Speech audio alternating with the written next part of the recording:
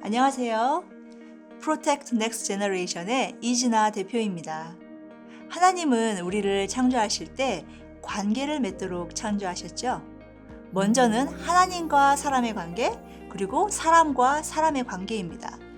하나님과의 관계가 올바로 형성되었고 사람과의 관계가 건강한 관계일 때 우리는 행복한 삶을 살게 됩니다. 마태복음 22장 37절에서 39절 말씀은 어느 계명이 가장 크냐는 한 율법사의 질문에 예수님께서 하신 말씀입니다. 가장 큰 계명은 하나님을 사랑하는 것이며 두 번째는 이웃을 사랑하는 것이라고 말씀하시죠. 그래서 사람은 태어날 때부터 관계를 갈망합니다. 부모와의 관계, 친구와의 관계, 배우자와의 관계 등 사람과의 관계를 추구하죠. 이 중 가장 기본적이고 중요한 관계는 하나님께서 최초로 만드신 관계, 남자와 여자입니다. 하나님께서는 사람을 만드실 때 남자와 여자로 구별하여 만드셨습니다. 지금 이 세대는 하나님의 구별하심을 차별이라고 하지만 우리는 말씀에 근거하여 남자와 여자를 구별하여 지으신 하나님의 섭리를 잘 이해해야 합니다. 하나님은 남자와 여자를 만드시고 서로 관계를 맺고 살아가는 존재로 창조하셨습니다. 그래서 우리는 남자와 여자가 서로 사랑하며 친밀감을 쌓고 서로 존중하며 하나됨을 추구하는 삶을 사는 것을 갈망하는 존재로 만드신 것입니다. 남자와 여자가 어떻게 하나 되어야 행복한 삶을 사는지 가장 잘 아시는 분은 하나님이시죠. 왜냐하면 남자와 여자를 디자인하신 분이 하나님이시기 때문입니다. 그렇기 때문에 남자와 여자의 관계는 하나님의 말씀으로 이해해야 합니다. 죄를 짓기 전에는 아담과 하와는 하나님과 숨기는 거 없이 아주 투명한 관계였습니다. 그리고 아담과 하와는 벌거벗었지만 부끄러워하지 않았습니다. 이것은 육체적으로만 이야기하는 것이 아니라 정신적으로도 서로 숨기는 것 없이 투명했다는 것이죠. 하나님께서 아담과 하와 두 사람을 하나로 묶기 위해서 성을 창조하셨습니다. 하나님께서 이러한 욕구를 만드신 것이죠. 그렇다면 이러한 성적 욕구는 선한 것일까요? 악한 것일까요? 성적인 욕구도 하나님께서 만드신 것이기 때문에 선한 것이지요. 히브리서 13장 4절 말씀에 모든 사람은 혼인을 귀히 여기고 침소를 더럽히지 않게 하라. 음행하는 자들과 간음하는 자들을 하나님이 심판하시리라 라고 하십니다. 이 말씀을 통해 우리는 하나님께서 얼마나 혼인을 심각하게 생각하는지 알 수 있습니다. 하나님께서 만드신 계획 안에서의 성적 욕구는 선한 것이요 거룩한 것입니다. 하나님께서 기뻐하시는 결혼 안에서의 동침은 서로를 알아가고 관계를 맺으며 짜릿한 순간을 같이 경험하는 것입니다. 그래서 결혼 안에서의 성관계는 기술이 아니라 서로를 알아가는 것이고 하나 되는 것이고 친밀한 관계 형성인 것입니다. 그렇기 때문에 히브리서 13장 4절 말씀처럼 부부의 성행위는 귀하게 여겨야 합니다. 하나님과 우리가 언약의 관계이듯이 결혼을 통한 한 남자와 한 여자의 관계도 언약의 관계입니다. 결혼 후 남자와 여자가 하나 되는 성관계도 언약 관계의 한 부분인 거룩한 하나됨의 행위입니다. 성관계는 육체적인 관계만을 이야기하지 않습니다. 영적으로, 정신적으로 하나 되는 것입니다. 그러므로 성관계는 영적, 정신적, 육적으로 하나가 되는 것이기 때문에 서로에게 투명한 관계가 되는 것이죠. 히브리어 원어 성경에서 동침이라는 단어를 쓸 때 완전히 다른 뜻의 히브리 단어 두 가지로 쓴 것을 볼 수 있습니다.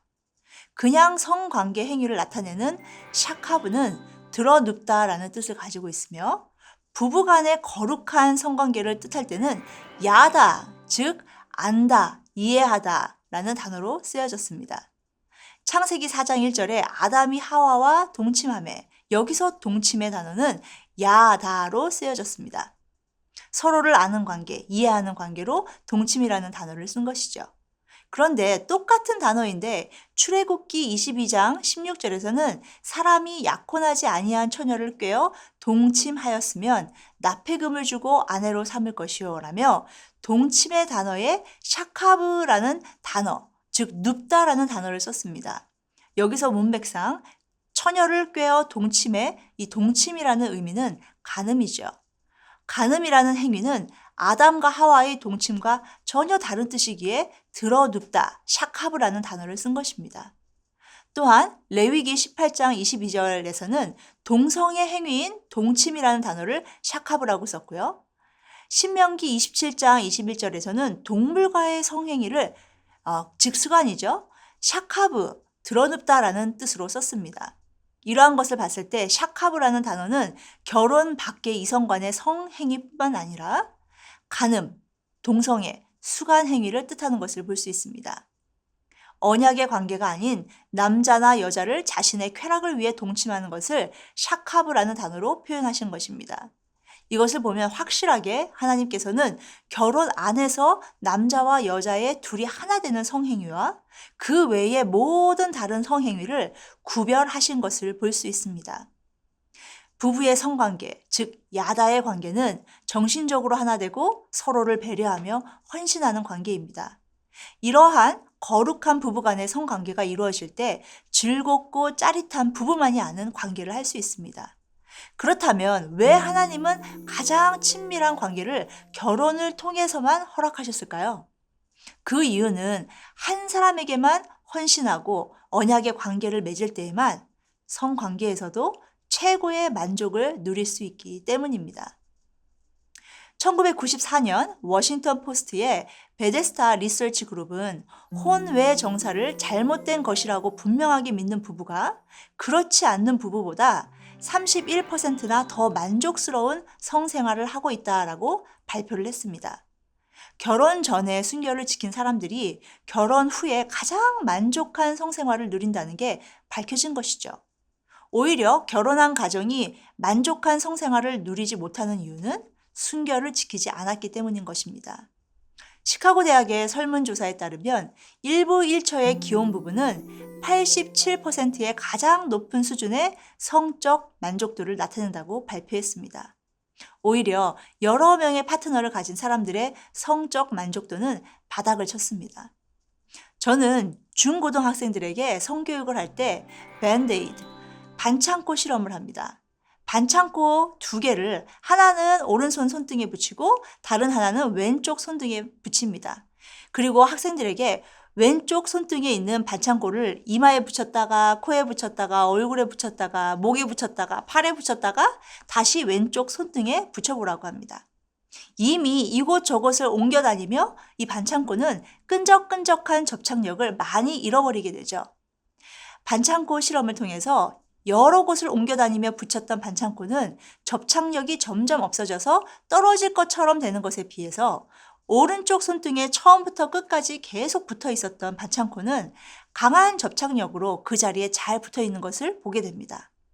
이 실험을 통해 시카고 대학의 설문조사가 우리에게 가르쳐주는 교훈을 볼 수 있습니다. 우리가 여러 사람들하고 잠자리를 하게 되면 두뇌 회로가 방해를 받게 되어 부부간의 유대감이 점점 약해지게 되는 것입니다.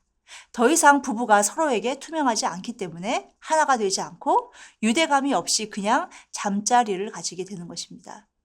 이러한 유대감이 없는 관계는 성적 만족도에서도 바닥을 치게 되고 최고의 기쁨도 누릴 수 없게 되는 관계가 되는 것이죠. 고린도전서 6장 18절에 사람이 범하는 죄마다 몸 밖에 있거니와 음행하는 자는 자기 몸에 죄를 범하느니라 라고 말씀하십니다.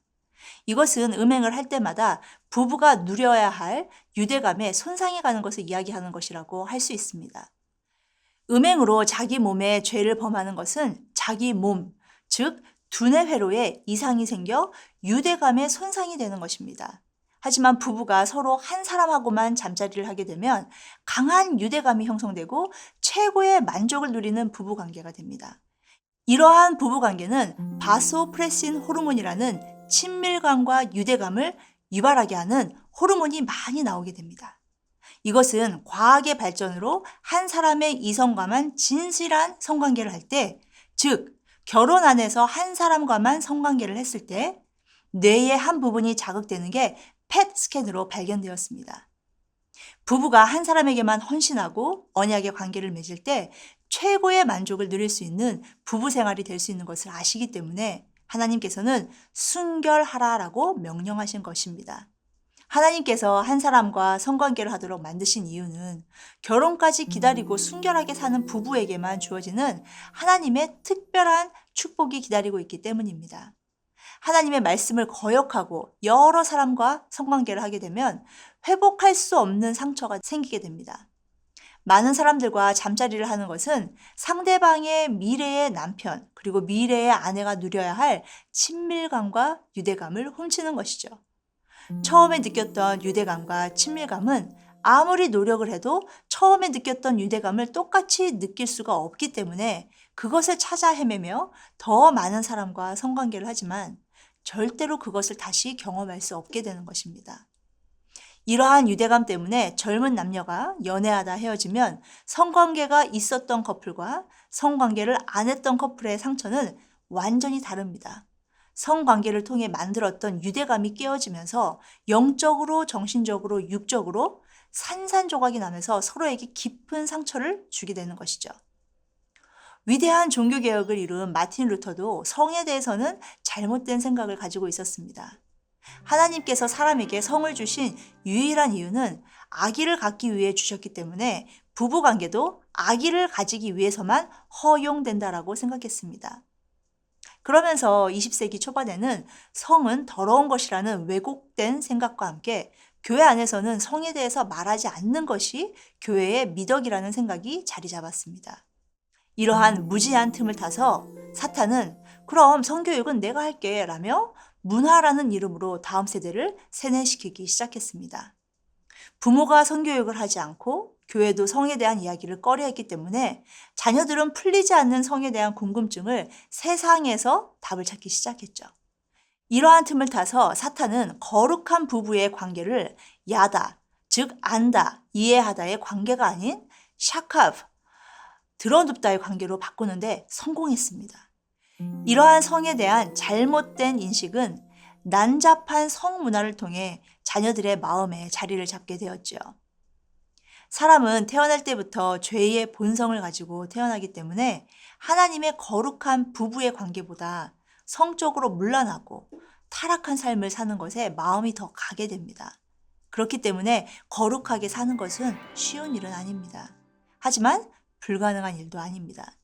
하나님께서 우리에게 불가능한 것을 요구하시지는 않습니다. 우리는 죄의 본성이 있지만 성령님의 도우심으로 자기 절제를 할 줄 알며 말씀대로 사는 것을 선택할 수 있습니다. 제가 성교육을 할 때 아이들에게 먼저 질문하는 것은 결혼에 대한 생각입니다. 대부분의 아이들은 결혼을 더러운 것, 생각하고 싶지 않은 것, 불행해지는 것 등등 부정적으로 생각을 많이 하더라고요. 극소수의 아이들만이 결혼을 긍정적으로 생각하는데 그런 아이들의 부모님이 건강한 부부 생활의 모습을 보여주셨기 때문이죠. 자녀들이 부모에게서 영향력을 더 많이 받을지, 이 세상 문화의 영향을 더 많이 받을지는 부모님의 책임입니다.